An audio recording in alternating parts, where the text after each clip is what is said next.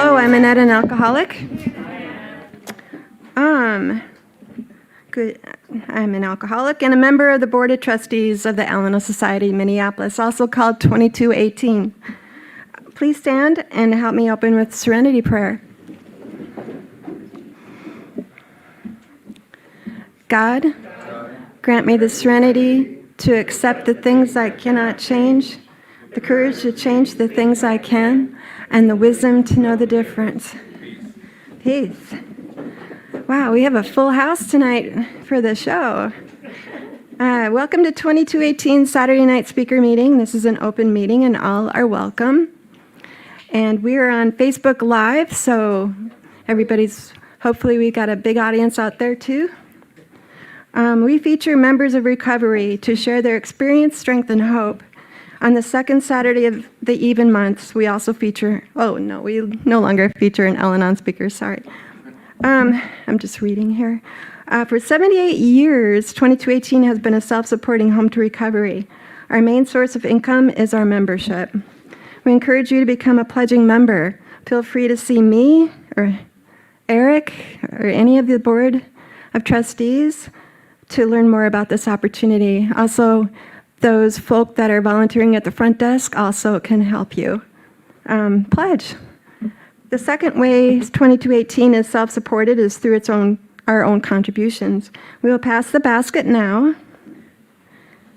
And donations go to keep the lights on, heating and air conditioning, water and sewer, and maintaining the building and the parking lot. And this building was originally built in 1887. As we pass the basket, I just want to remind everybody to silence their cell phones or electronic devices. I have asked Sam to read the preamble for us. Thanks, Sam.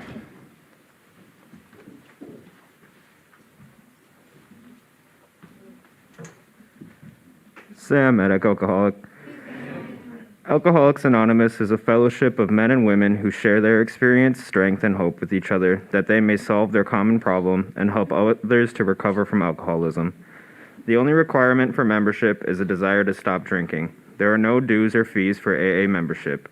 We are self-supporting through our own contributions. AA is allied with no sect, denomination, politics, organization, or institution, does not wish to engage in any controversy, neither endorses nor opposes any causes. Our primary purpose is to stay sober and help other alcoholics achieve sobriety. Thank you, Sam. Well done. I lost my place. Okie dokie. I have asked Christy to read how it works. Should we come up here?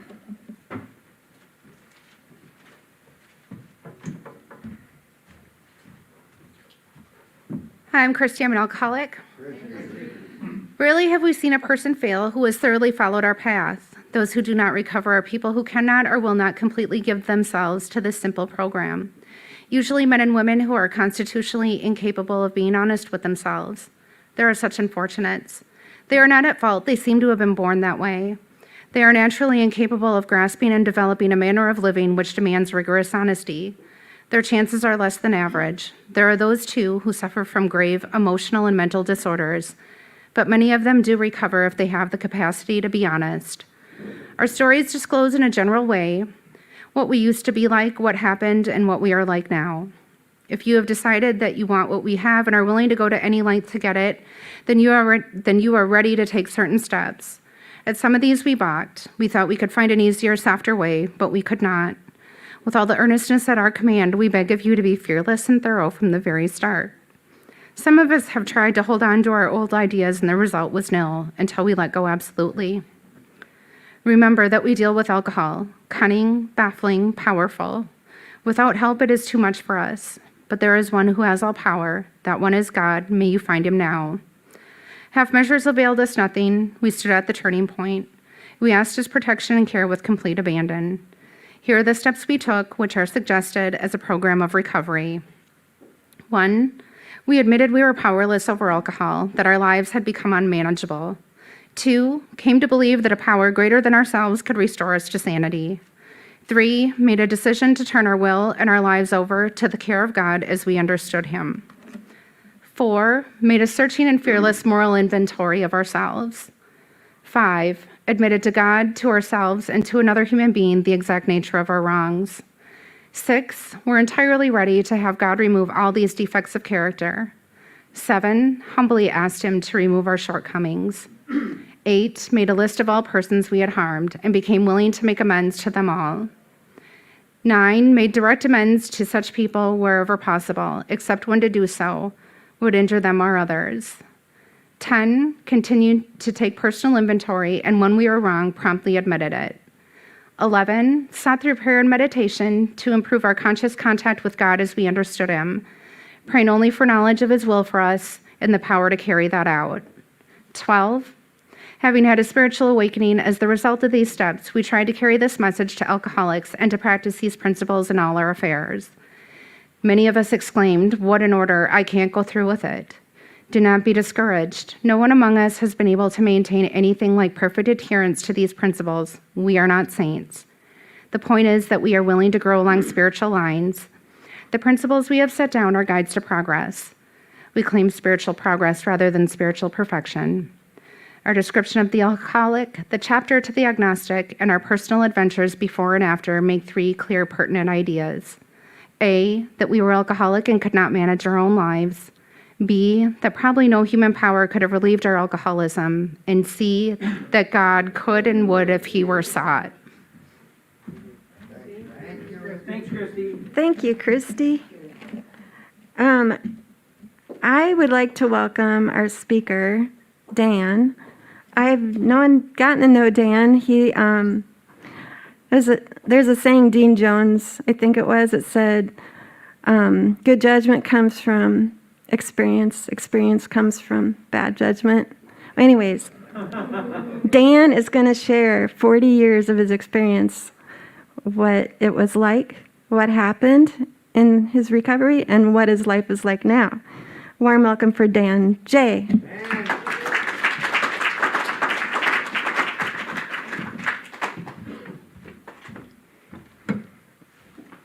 I'm Dan. I'm an alcoholic.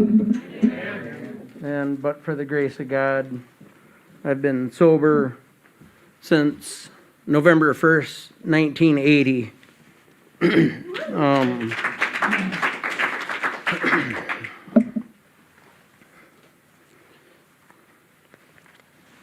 I give prayer and meditation. I wake up on awakening, something that was suggested early in my sobriety, that just read page 86, 87, and 88, and go back to 84, read the 10th step, and, put the fluid motion of all the spiritual principles into the best of our ability and how we come to know our Creator. And so to qualify me, I grew up in Mankato, and I started using. I was a youth user. I have 5 sisters and 2 brothers, and at the age of 9 is probably my first experience with marijuana. And actually, that summer with peyote buttons, that's how I got paid for mowing the lawn. So, and some of the experiences were pretty awesome. And so as things progressed, I struggled in school early on. They didn't know for sure what it was. I had a hard time. I had difficulty reading, and so the Catholic school kind of struggled with it. And then when I was transferred to a public school, they discovered that I have dyslexia, and it was kind of a new thing that they were discovering. And there's probably many different forms of it, different levels. But by that time, I was affected by it, so to speak. I remember I was in the 4th grade, and a teacher asked my peers to judge me. She said, "I think Dan's too stupid to read. Which ones do you think he should go back to 1st grade?" And I just remembered, oh, God, that just killed me. And I struggled, and then eventually I kind of became I don't know, I would say I had some compassion and empathy then. And I seen kids that did kind of get called out and were picked on. And there was a young guy that had a waterhead, and we didn't know that he had cancer. And it wasn't too many years after that that he had died, but he'd get really picked on. And I remember one time we were out on the playground, and these two guys, Joe Malski and John Stark, I grew up with them, and they were kind of the bullies of types. And they were holding them in the headlock and kicking on them, and I lost it. I felt like I went into a blackout. And I mean, I drew blood on both of them, and I got kicked out of school. And needless to say, they were afraid of me, you know. And I had no idea later on throughout my early school year that people were afraid of me. I was afraid of people. I'm running around in fear, not knowing this. And so, you know, of course, you don't feel like you're a part of. You don't fit in. You got to do things to try and fit in. And, of course, the guys that were kind of the roughnecks and doing the dope, I mean, I'm bringing little doobies and stuff, you know, to school at you know, 10 and 11 years old. By the time I'm 15, I'm dealing dope full blown. And, you know, eventually I'm like actually making more money than my father, but never really having anything to show for it because you burn it up as quick as you get it. And then I couldn't really profit. I got into a lot of trouble, and I constantly owed because I was using actually more, giving away and dispersing and building those what so-called friendships based on my connections. And eventually I burned those bridges. And so I remember drinking. You know, I loved alcohol. I was young. I was 11, 12 years old. And a friend of mine introduced me to whiskey, and we mixed it with orange juice, which is horrible. Ugh, just the smell makes me sick. But I drank it. We'd plug our nose and we'd chug it. And he's like, you know, you don't feel nothing? You don't feel nothing? Let's go out and ride our bikes, you know. We'll get our blood pumping. And it's like, there's a lot of truth to that. Go out and ride your bikes, get your blood pumping, and all of a sudden, boom, it hits me. And I'm just completely like, woof, right. I could feel the heat rushing through me. And I wiped out on the bike, and I got some road rash, and eventually I get back to the house, and this was my brother's girlfriend's little brother that turned me on to this. And when they came home, we were at home, Mom and Dad were out of town, and they were pissed at him, and then he's soaking my head in the tub, and I'm throwing up all over. And that was my first experience with alcohol, and you know what? I wanted to do it again. Later on in you know, my experiences were every time I drank alcohol alone, I always ended up in trouble. And even at that young age, when I was out, I would end up getting hauled in. So I ended up with a probation officer very early in my years. And my first DWI was when I was 15 on a farmer's permit. I wasn't even legal to really drive.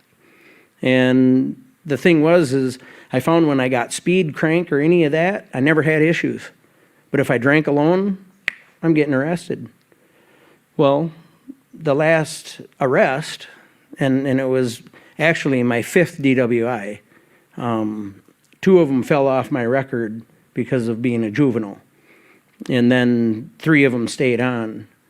And my probation officer that became my parole officer followed me through this. And Lyle Pearson says, you know, 5 years in a row you ended up in jail on your birthday.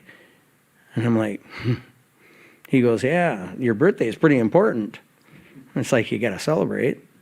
So I know that I was always searching for a better life. I just didn't really know how to make that happen. And education wasn't something that really excited me, you know. And so I eventually dropped out of high school. I always had jobs, though. You know, I never was without a job. And eventually I went back and I got my high school equivalency, and then I went into VOTEC and got into a degree with that, but that was in my early recovery. And so the experiences that I had throughout my youth, I mean, I know a lot of us share some of those similar experiences of, you know, if we had elder siblings in our family and they kind of were the ones that mentored us. So I would honestly say people would come up and say, were you the black sheep? And I'm like, no. I said, honestly, we were all black sheep. We only had one white sheep, and that was my brother, who became a cop and a detective and all these things, and he couldn't even admit that we were his family members. So, you know, he had to kind of distance himself from us. And it was, you know, in my recovery, of course, that we established a very awesome relationship, as well as with my family. So, but I experienced, you know, deaths at a very young age. I mean, 3, 4, 5 years old, going to the funerals of great aunts and uncles. And then by the time I came into my early recovery, I only had, I had a grandma, and then a lot of great uncles and aunts and stuff, but my 2 grandfathers and my other grandmother were deceased before I was born. So my grandma, my mom's mother, was a pretty big influence in my early recovery. When I finally was locked up for the last time, I went out. I had actually about, 2 cases of booze that I was going out to get for this party, but I had already been pretty well intoxicated, and I smashed up a car prior to going to this party in another car that I took. And so it was unauthorized use of a motor vehicle. It was actually reported stolen when I got caught in it. And then they dropped the charges. But I remember going to get that booze, and that's when I got arrested. And I ended up in jail, and I had time hanging over my head in 3 counties. And so they weren't going to release me at all. I had to face the judge and everything right from jail. And so I just remembered that was October 18th. It was on my birthday again. That was definitely another, you know, I'm out celebrating. And so I remember it was November 1st, and I'm looking in this stainless steel mirror in the St. Peter jail that I've been in quite a few times before. And I'm like, man, what the hell is the matter? You got to grow up. And Mike, a family friend, he was in there for other reasons, and he looks up at me and he goes, "What are you going to do, go to treatment?" And I'm like, I don't know. Did I say that out loud? He says, "Maybe we can go on the buddy system." I'm like, "No, Mike, that's military to expunge your record, not treatment." Maybe we can. So I was in Johnson Hall when I was 19 or 18, and then I did an outpatient stint when I was 19, and of course somebody gave me a big book, and I remembered the big book, and I took it down to Hinderker Pond and I threw it in. And then part of my story is I had a few cars that I kind of put in that pond too. So that big book was with those stolen cars. Of course, I paid restitution for those. But here I am, okay, maybe I'll try treatment again. And so I call my parole officer, Lyle, and I say, you know, what about treatment? And he says, you know, I don't know, you've been there, you've tried this twice already. You know, what do you think it's going to do for you? And I said, I don't know. I have no idea. And he says, well, I'll tell you this. It's not going to do anything for your jail time. You're going to do all of them in every county. You still want to go to treatment? It's going to take time. And I'm like, I do. I want to do this. So he picked me up, took me over to Johnson Hall, and I sat in front of the psychologist that does the admission. And we're sitting there talking, and a little while he looks at me and he says, "There's something different about you." And I'm like, "You know me?" And he goes, "You sat there 2 years ago in that chair, and you were physically in that chair, but your mind was somewhere else." And he says, "You appear to be present this time." And I'm like, I'm totally lost, I'm screwed, and I don't know what the hell to do. And he said, "That's probably the most honest you've been with yourself in a long time." And he says, "I hope you do get something out of this." And then in the treatment, I met my future sponsor. I didn't know he was going to be my sponsor, but it was Harvey Lawrence, Bob Jones, and Denny Olson that would bring Riverbend AA to the recovery Johnson Hall, the treatment center. And it was then that they kind of shared some things, and I was kind of hearing them. I was actually really listening. And then they invited me to a meeting. So the first meeting I ever gone to, I got to get furlough out of the treatment deal. They picked me up and took me to a speaker meeting. And, it was wonderful. I remember how welcomed I was, and it was like, that embrace and people really welcoming me, man, that really felt good, because in my gut, my core, in that jail, looking in that mirror, I knew that, I felt people didn't love me at all. They hated me, and I burned so many bridges. It was like, they honestly had to distance themselves. It wasn't that they didn't love me, and I soon realized that, I was wrong in my thinking. But I actually had a real feeling of wanting to live, and prior to that, I could care if I lived or died. So that moment, it was like, I do want to live, and I don't know what to do. I feel just horrible inside. So there were some things that Harvey would mention in his sharing, and it kind of intrigued me. And so I get an opportunity through my counselor to make contact with my parole officer. He's going to come and pick me up, take me back to jail. And we had this time set up, and all of a sudden my counselor comes up and he says, your PO wants to talk to you. So he had called. And so then I go up and I get the phone call, and he says, "Can your mom come and pick you up?" And I'm like, I thought, you were coming to pick me up and take me back to jail. Well, and I was talking to the judge, and we've been following your case, and, he'd agreed that, you're doing a pretty good job, and we don't want to stop this progression. And I'm like, "Lyle, you're so full of shit. I've known you for how many years?"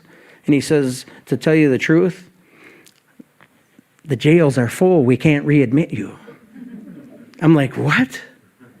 So God doing for me what I couldn't do for myself. All right. So I get released, and I call Bob Jones right away. He's about face. I said, "Hey, it's a Friday. They release me. I'll come and pick you up." He didn't even ask. I didn't even have to ask. He said, "I'll come and pick you up. Where you at?" Told him. Came and picked me up. And I met a couple of people at his house, and there was a bunch of youth, a lot of young people. And they do Bible study downstairs in a youth group, and then kind of a feelings topic or something. And I'm like, "Where's AA?" "Well, we don't have AA here." And I'm like, "Is there anyone that wants to go to AA with me?" And so 3 of the guys are like, "Yeah." And then a gal says, "Yeah." So we all take off, and we're heading over to Mankato. And I'm like, I know there's a meeting in the uptown area, but Fifth Avenue is quite a distance. And I mean, we're going to be late, And we get across the bridge, and out of the embers is a deputy sheriff and a Mankato cop walking out. And I start walking towards them, and Steve's like, "What are you going to do?" And I'm going to ask them if they know where this uptown meet. Why would they know, So I go up, and I ask these 2 officers, and the deputy looks at me, and he says, "Right down the alley behind Marigold Dairy. In fact, you got about 10 minutes. You'll make it." And I'm like, "Thanks, man." Later, I found out he had 6 months sobriety. So, it was like, wow. So I walk in the door and there's Harvey sitting there. Hey, welcome. Yeah, it took you long enough to get here, And so the meeting was on the 9th step. And I remember after the meeting, I'm like on fire. I'm going to go out and make all these amends. And Harvey's like, whoa, wait a minute. He says, you want to go for coffee? We always go out to Embers afterwards. Sure. And so we get in the car and he says, I want to kind of let you know that, I don't know. You're going to make some amends that kind of come automatic. And personally, my experience is they're really not kind of amends. They're necessity things that, you got to pay restitution, you got to pay fines, you got to do, are they financial amends? Yeah. But the honest truth is you're going to do some things kind of automatically because the bottom line is you want to kind of start cleaning this up.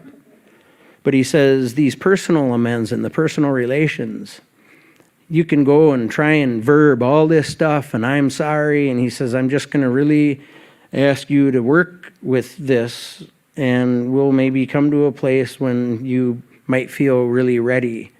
And I'm like, oh yeah, okay. So I kind of paid heed to what he had suggested. And then I didn't really get into any of the steps. I always kind of avoided them because I couldn't read. So I'd go to meetings, and then the minute you'd get kind of cornered to try and read, man, I would find a reason to get out of there. And my fear was driving me. So I, of course, always was kind of a slick talker. And I met this gal, and then we ended up hooking up, and a little bit later, we're having a baby. And I'm going to Votech, working, and now I got to stop working because I want to really finish my schooling. Well, then that kind of didn't work, and I stopped going to school and started working full-time because she went on welfare, and I had to pay child support. And I seen that as a huge obstacle that was unnecessary. And I constantly would just fume. And I'm like, if she would just work with me and we could work together. And the bottom line is I had nothing to offer. I wasn't even in reality at all. I'm living this fantasy life that they talk about in the book. And the thing is I wasn't really seeing the actual, truth from false. And so I'm angry, and I'm saying welfare breeding welfare. And I would even get people to kind of side with me in my argument, join my grievance. And a little later, I would always call Harvey, and I'd rant and rave. And I'm at the Matson's grocery store, and a lot of people go there to the deli and that are in recovery, and a lot of people that aren't in recovery. Obviously a grocery store and a deli, but I'm out front in the main lobby, and there's a phone, and the phone on the wall has one of those real long cords that you can pace with, because that's when phones were on the wall and there was a cord and you had to dial them. And I call Harvey, and I'm talking with him, and he's like, "Where are you?" And I go, "I'm at Matson's." And he goes, "Well, I'm going to be there in a little while. Are you finished?" And I said, "Yeah, I guess. I'm talking about this Gloria thing." And he's like, I want you to do me a favor." And I'm like, what's that? "I want you to go to the front door and open the door for people until I get there." I'm like, what? After all this stuff I'm telling him about my dilemma, what the hell? What? And he's like, "No, really, trust me.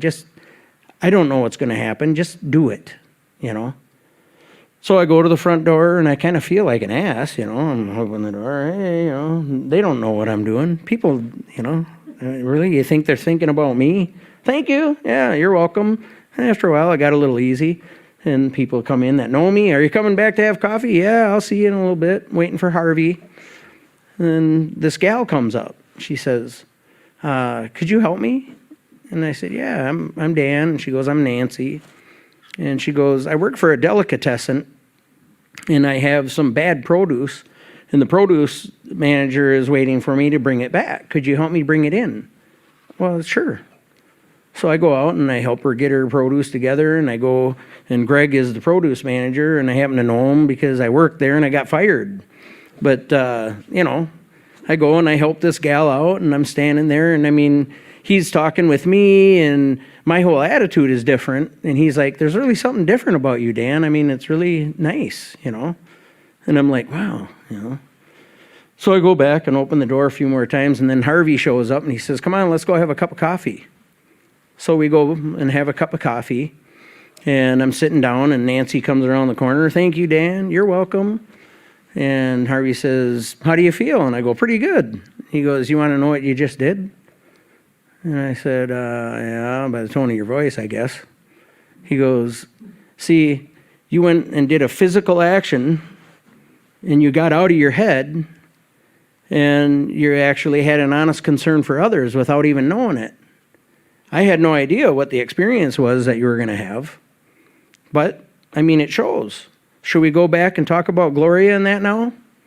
And I'm like, oh. And he's like, see, you say life sucks. I say life is life. I think your attitude sucks. He says, some people become dry for so long. How long you've been sober, Dan? 2 years? I said, I thought you didn't count that. I don't. I said, 2.5. Oh, 2.5 years of abstinence. Yeah, I said, ain't it great? He said, go look up abstinence. Tell me if it's great. Okay. Well, in order to abstain, and we abstain from many things for religious reasons or whatever. And the bottom line is just to abstain is sometimes never enough in order for change to really come about. There's other things we have to do. And he says, are you really willing to go to any lengths? And I hear that all the time. And he says, I know you're struggling with reading. It's not a secret. He says, I have a 5th grade reading education. We listen to tapes and we read along. You want to join us in our big book study? And I want to introduce you to the core principles of the 12 steps. And he said, as you go through these 11 steps and you start your daily practice, that 12th step will come natural. And the thing is service is service when you're setting up chairs, doing meetings, whatever. But when you're working with others, there's some real pertinent information as far as your experiences are concerned to really help carry people to a place of trusting God. Because, see, I didn't believe in God. And he says, you know what? You don't have to believe. You don't. Let's just take a look at the prayer of action in the 4-step resentment prayer alone. And I'm going to ask you to make friends with that prayer. And just do it. So we're reading the prayer. Here, in the prelude to the prayer, is people that have wronged us may perhaps be spiritually sick. That's the first attitude adjustment. It disturbs me in the way they have treated me. And I'm disturbed. There's something wrong with me. They too, like ourselves, are sick. He says, the minute you react and retaliate, you become just as sick as they are. What? He says it takes a while to break this prayer down, but there's several paradoxes in it. Here we ask God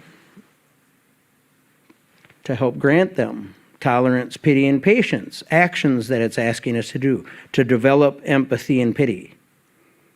That we cheerfully, cheerful? I ain't feeling cheerful when someone's sticking the knife in. No, that's the empathy. It's about having a gratitude sense of real forgiveness and forgetting, letting bygones be bygones, taking a kindlier view, and letting people down easy. Am I able to do that? And I'm telling you, it's a hard practice. Wonderful. I can say it. I can speak it. But can you put it into action? That I would cheerfully grant a sick friend. And then I looked at him and I said, they're not a friend. I'm saved. And Harvey says, that prayer don't give a shit what you think. Everyone's a friend.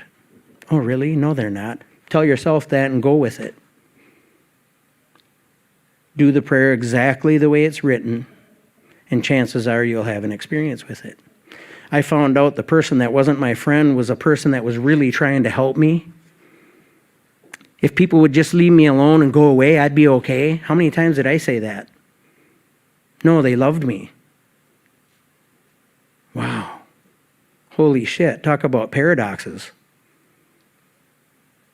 I'm like, what a gift. So then I looked at the fear prayer, and that was the crux. Constantly stuck in fear and making fear-based decisions. I had no idea to make faith-based decisions. There's no way in the world that you can mentally and consciously make a faith-based decision without getting into a spiritual program of action. I had to take actions that brought about that new way of thinking. So they say this idea, experientially, I don't always know the truth. Truth is truly experiential. Because I'll say, you know what? I'll swear on a stack of Bibles, and this truth is my truth right now, and I'm holding on to that. And the story I'm telling myself, and I often tell guys that I work with, man, we got to kind of get out of that storytelling business. I got to step back and be open to the truth. And what I think the truth is, I might be surprised. And there's often times I'm like, holy shit, I was wrong. And I still deal with that today just the same. The bottom line is we'll fail at this no matter how connected we really think we are. In page 87, it says, even after making that real conscious contact, and we might think we may be spiritually inspired at all times, we'll pay for absurd thoughts and actions with that idea alone. And it's like, wow. Holy man. And so then as I'm reading, Harvey would always say, there is a spiritual paradox. And I'll say in every word, but in every sentence, I will read this, and I've read it many, many times, and all of a sudden it hits me. Wow. I don't know how many times I read that, and that really hit me. And it's like he said, in the book, there's a little sentence, and it says, God will reveal to me when I'm ready. So you just woke up to that because of where you're at in that moment in your life. That paragraph woke you up. That's why this never gets old. It'll continue to do that because it's a way of life. And I would hate it when my mom would say, you know, God won't give you anything you cannot handle. And I'm like, really? Come and live my life. No, I choose not to. She says, I'm talking with Grandma, and I'm like, it just bothers me when she says that. And Grandma says, She goes, there's a little sentence in the back of your book in a story. And so I think she had the first edition that she bought, but she had the third edition, which was the newest edition at the time. And in the third edition, that story is Dr. Addict Alcoholic. In the fourth edition, it's 417, it's acceptance. But she didn't mention acceptance like a lot of people say, go read acceptance. She mentioned Dr. Addict Alcoholic, and this little sentence is absolutely nothing in God's world happens by mistake. And I'm looking at her, and she says, so let's go back to what Mother says. God won't give you anything you cannot handle. Watch out for what is not God-given. You take things that aren't God-given because you're of Dan's world, not of God's world. You're not applying the God principles. You're living in selfishness, fear. Mistakes. Yeah, mistakes. They're mistakes. But when we look at calamity and we're living in God's world, it's no longer a mistake. It's a learning experience every time. And the greatest hardships become some of the greatest blessings in my recovery. Constantly. That never gets old either. That's a constant. And she goes back to the beginning of the book, and she says right in the beginning of the first edition, it says there are those that are non-alcoholic that thoroughly benefit from this way of life. She goes, hence, it's a way of life. My life man, I mean, really changed in so many ways. And the thing is I realized that now on awakening, when I say that prayer, the first thought that comes to mind is the fluid motion of the 12 steps. And the honest truth is, you know, when I'm going to get together with the guys here the next meeting, we're going to say the first step prayer. I set aside everything I think I know about you, God, AA, and the world, and be open to a new experience. And then we're going to move from here.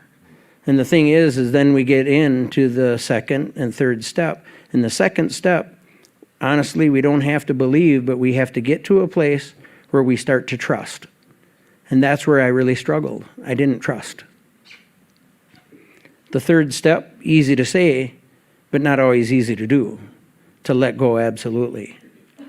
And then when we look at that 4-step inventory and we start to really break it down, there is a process and a practice. And in the 12 and 12, it says that this is the beginning of a lifetime practice, and we're just scratching the surface. In step 6, it says the only step that we can really do 100% is step 1. The rest of the steps are a practice. And Harvey would always shout out, one day at a time, it's a practice. And then I said, every second counts. And he says, absolutely. And it really does. And the thing is we're going to fall short of that. We're going to rest on our laurels. And I loved when Harvey would say, you know, meeting makers don't always make it. And people would shout out, keep coming back. And he'd shout out, don't go away. He got my attention. Stay. He wasn't even in NA, but that's an NA quote. Stay. Don't go away. Relapse is not a part of recovery. And the bottom line is, we have an opportunity here to stay, even if I hate it. He says, I know you come into rooms and you're like, nobody's doing this. Nobody. Oh, really? Oh, you're the great judge? You know what? The minute you had that thought that you think people should be doing this any specific way, you just stop doing it. You are just guilty of not doing it in that thought. It doesn't matter if anybody's doing it. Am I living it to the best of my ability? And it's so simple, but it isn't easy. And it isn't easy because I'm going to continue to run into self. And that's an experience, you know. I mean, could I do things better? Probably. And I'm sure people might even help show me. So I'm open to learning more. 40 years, you know, that's a blessing, consecutive miracles in a row. But I'll tell you what, insanity runs deep. And I don't care how long anybody's been sober. If I'm really trying to apply and live by this one day at a time, that's where the grace comes. And it's but for the grace. When I look at that, I don't really see there go I anymore. I see a gift, an internal gift. And, you know, I've failed in a lot of areas in my life. And people talk about, you know, how do you forgive yourself? And the thing is, you know, if we really look at some of the spiritual axioms that are really suggested and talked about in prayer, that if we honestly forgive others and love others to the best of our ability, in most cases, we are truly already forgiven. People discover that they're really forgiven, that our Creator has always forgiven us. Do we have to forgive ourselves? Yeah, there are some things that we have to work on. And, you know, self-talk is really crucial. You know, being positive and having a sense of gratitude is through an action of humility.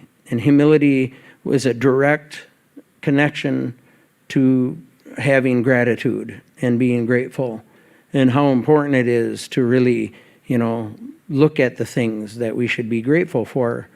And some people say, I really don't have a lot to be grateful for. And I mean, I totally, I can relate to that. And let's get to a place where we can tell on ourselves. And picking up that phone, I say, this is the Morbid Reflection Hotline. So, I mean, if you're really struggling, pick up the phone and call. And I said, this is how it really works. I'll be at work or I'll be wherever, and I might have to say, I'll get right back to you. But the honest truth is, if I can take the call and then you share and tell on yourself, and I'm going to try and help you, you just pulled my head out of my ass and now I'm helping you. And the next thing you know, whatever my problem was at that time, seemed like it just kind of got taken care of. And that's how it really works. And it's like, wow, I can be sitting there thinking about all this shit. I'm going to be financing my house. Things aren't going this way. I got to do that. And I get a call and I'm helping them. And all of a sudden I get a call from the finance company and, hey, we got this taken care of. I'm sitting there just, wow, that's how it works. Holy shit. It's just amazing. And it's real. So, I don't know,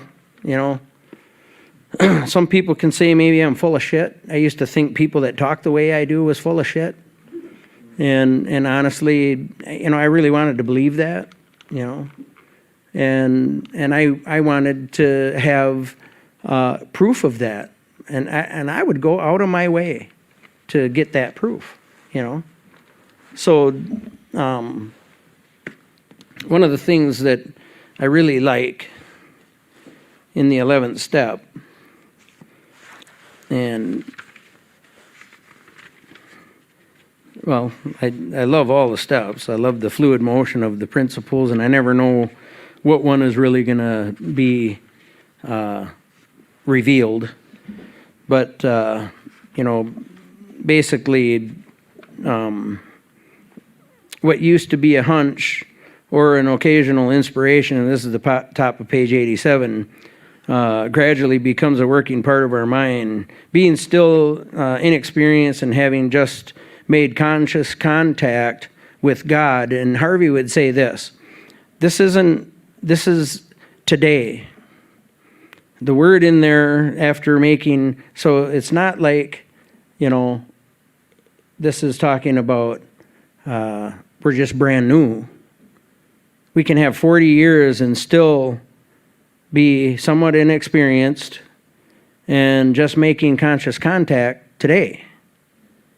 It is not probable that we are going to be inspired at all times.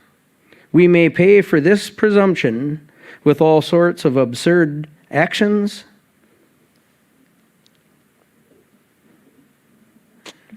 It's like, holy shit.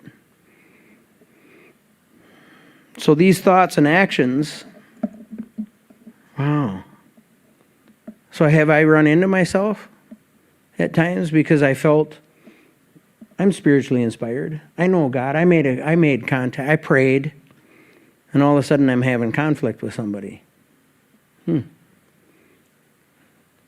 What's going on here? As we go through the day, we pause when agitated or doubtful and ask for the right thought or action. We may suffer from indecision. Here we ask God for inspiration, intuitive thought, or decision. We relax and take it easy and don't struggle. Do I do that? No, I'm fighting. After we tried this for a while, we'll be surprised when the right answer comes.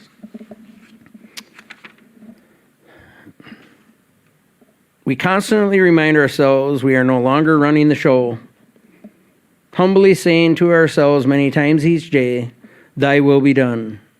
We are then in much less danger of excitement, fear, anger, worry, self-pity, or foolish decisions. We become much more efficient. We do not tire so easily, for we are not burning up energy foolishly as we did when we were trying to arrange life to suit ourselves. People always ask me, where the hell do you get your energy? I have all this energy because I don't waste it foolishly. That's the truth. We alcoholics It works. It really does. We alcoholics are undisciplined, so we let God to discipline us through a simple way we have just outlined. But this is not all. There is action and more action. Faith without works is dead. The next chapter is entirely devoted to step 12. And so practical experience has shown us that, through practicing this way of life, we do have something to offer. And I often say that people will say, you can't transmit what you do not have. And I know people use that harshly. And some people get to know just enough of this to actually become dangerous.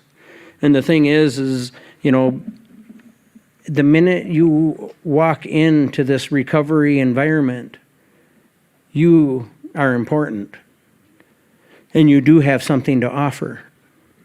Absolutely. I got out on Friday, remember? Went to About Face, went to the AA meeting. Harvey talked with me at Embers, and he said, we're going to New Ulm. We go to Le Sueur, we go to Le Center, we go to all these meetings, and we bring a meeting to these towns and their speaker meetings. Would you like to join us? Sure. And on our way over there, of course, I couldn't get out of the car, and we're already 45 miles over there. Oh, by the way, you're going to share. What? I just got out of tree. Are you nuts? I have nothing to offer. And I heard that even early in the rooms. He said, no, that ain't true. When you get up there, you share exactly the fear and the stuff that you are stuck in. You share exactly where you're at right now in this very moment in the experiences you've had leading up to this point. And I shared exactly that. And after the meeting, 2 people came up and asked me to be their sponsor. And I looked at Harvey. He says, let's sponsor him. And we got into the book. And I'm like, I'm running away from that. I can't read, but they can. I was okay. But see, even in that lie, I was like, amazed how grace carried me. And in that insanity, man, I'm telling you, I woke up a lot. So the spiritual awakenings are constant, coming to truth of self is how I really share it today, That is the greatest gift of what this really truly is. In the practice of it, we get to continually come to truth of self. And that is a real gift. And today, I'm very, very grateful. I'm very enthusiastic about this program. Isolation is a deadly killer. A lot of people have died in isolation this year. Really, my heart and our prayers and our energy really goes out to them and those that are really suffering. And definitely when we say our prayer tonight, we'll have their thoughts. And anyone else in our families that suffer from any kind of illness, that the energy of this prayer goes out to them. With that, I thank you.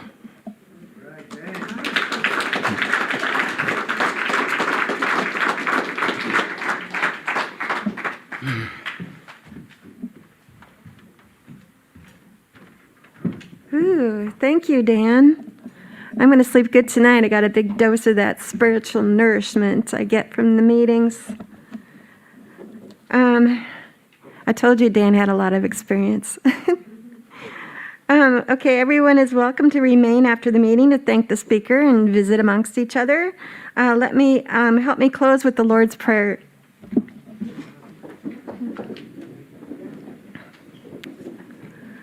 God, grant me the strength to accept the things I cannot change, and the courage to change the things I can, and the wisdom to know the difference. And that's not the Lord's Prayer. That was the Serenity Prayer. That's good. We can have both. All right. Our Father, who art in heaven, hallowed be thy name. Thy kingdom come, thy will be done, on earth as it is in heaven. Give us this day our daily bread, and forgive us our trespasses, as we forgive those that trespass against us. And lead us not into temptation, but deliver us from evil. For thine is the kingdom, and the power, and the glory, forever and ever. Amen. Thanks, everybody, for coming. Thank you. Don't go away. Stay. Yeah, don't